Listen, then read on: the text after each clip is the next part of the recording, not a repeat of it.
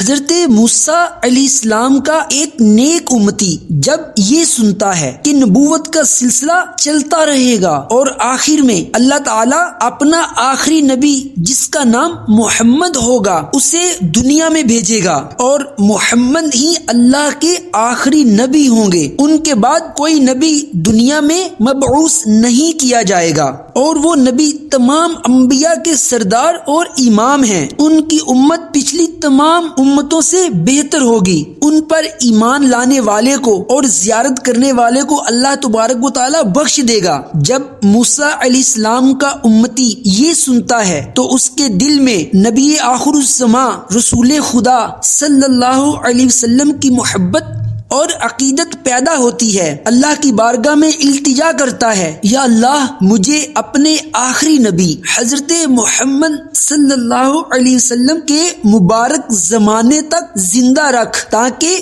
میں ان کی زیارت کروں اور ان کا امتی بن سکوں۔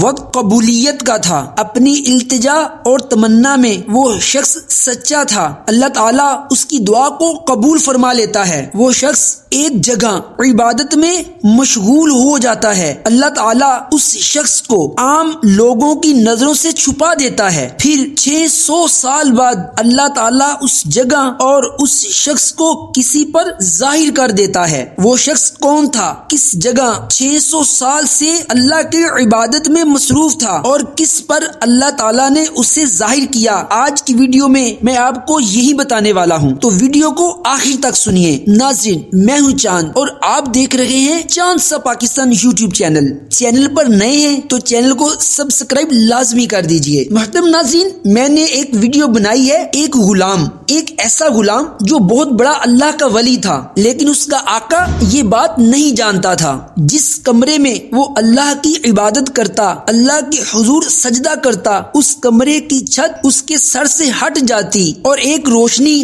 آسمان سے اس کے سر پر آ جاتی۔ ایک دن اس کے آقا نے یہ منظر دیکھ لیا اور اس کو آزاد کرنا چاہا۔ جب اسے پتا چلا کہ میرا راز اور میری عبادت ظاہر ہو گئی ہے تو اس نے التجا کی اور دعا کی، اے اللہ میرا راز اب ظاہر ہو گیا ہے، میں زندگی نہیں چاہتا۔ اسی وقت اس نیک غلام کا انتقال ہو گیا۔ تو اس ویڈیو کا لنک میں اسی ویڈیو کے آخر میں دے دوں گا، اسے آپ ضرور دیکھیے، آپ کا ایمان تازہ ہو جائے گا۔ تو شروع کرتے ہیں آج کی ویڈیو۔ ناظرین، نزہۃ المجالس جلد 1 صفحہ نمبر 208 میں یہ واقعہ تحریر ہے کہ اللہ کے نبی حضرت عیسیٰ علیہ السلام ایک جگہ سے گزر رہے تھے۔ آپ کیا دیکھتے ہیں؟ ایک پہاڑ جو کہ بہت روشن ہے اور اس پہاڑ کی روشنی چاروں طرف پھیل رہی ہے۔ آپ اس پہاڑ کو دیکھ کر بہت حیران ہوئے۔ پھر آپ علیہ السلام نے اللہ تبارک و تعالیٰ کی بارگاہ میں دعا کی، یا رب العالمین اس پہاڑ کو بولنے کی طاقت عطا فرما۔ آپ کی دعا کرتے ہی وہ پہاڑ بول پڑا، اے اللہ کے نبی آپ کیا پوچھنا چاہتے ہیں؟ تو حضرت عیسیٰ علیہ السلام نے اس پہاڑ کو کہا کہ مجھے اپنا حال بیان کرو، تو اتنا روشن کیوں ہے؟ تو وہ پہاڑ عرض کرنے لگا، اے اللہ کے نبی میرے اندر ایک نیک آدمی رہتا ہے جو اللہ کی عبادت میں مصروف ہے۔ یہ سن کر حضرت عیسیٰ علیہ السلام نے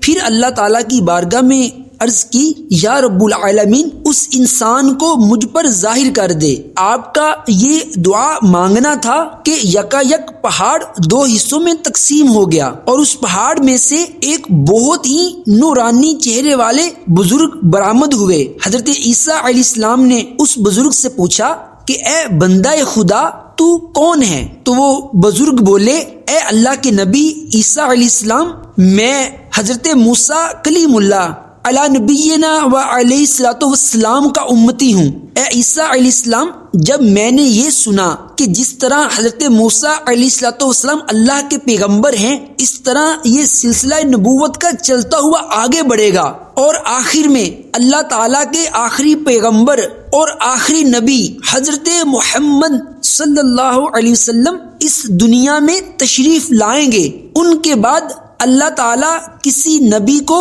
مبعوث نہیں فرمائے گا، وہ آخری نبی ہوں گے جو اللہ تعالیٰ کو سب سے زیادہ محبوب ہوں گے۔ جناب محمد تمام انبیاء کے سردار ہیں، اور جس طرح وہ آخری نبی تمام انبیاء سے افضل ہوں گے، اسی طرح ان کی امت پچھلی تمام امتوں سے افضل ہوگی۔ تو اللہ تبارک و تعالی کے آخری نبی کی شان و عظمت سن کر میرے دل میں یہ خواہش پیدا ہوئی، اور میں نے اللہ تعالیٰ سے دعا کی، یا رب العالمین، مجھے اپنے پیارے محبوب نبی آخر الزماں حضرت محمد صلی اللہ علیہ وسلم کی بعثت مبارک تک زندہ رکھ، تاکہ میں ان کی زیارت بھی کروں اور ان کا امتی بننے کا شرف بھی حاصل کر لوں۔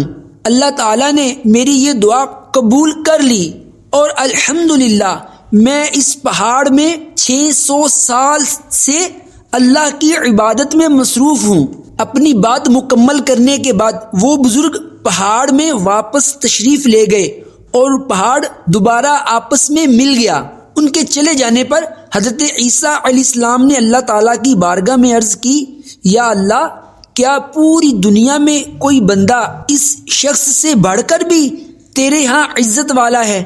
تو اللہ تعالیٰ نے فرمایا، اے عیسیٰ، میرے پیارے نبی کی امت میں سے جو ماہ رجب کا ایک روزہ رکھ لے، وہ میرے نزدیک اس سے بھی زیادہ مکرم یعنی عزت والا ہے۔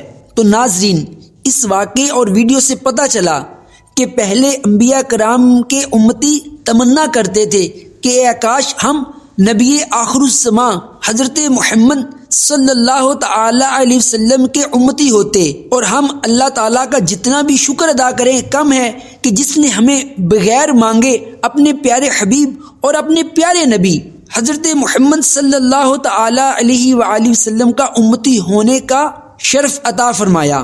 اور اس واقعے سے یہ بھی پتہ چلا کہ ماہ رجب کے روزے کی کتنی بڑی فضیلت ہے۔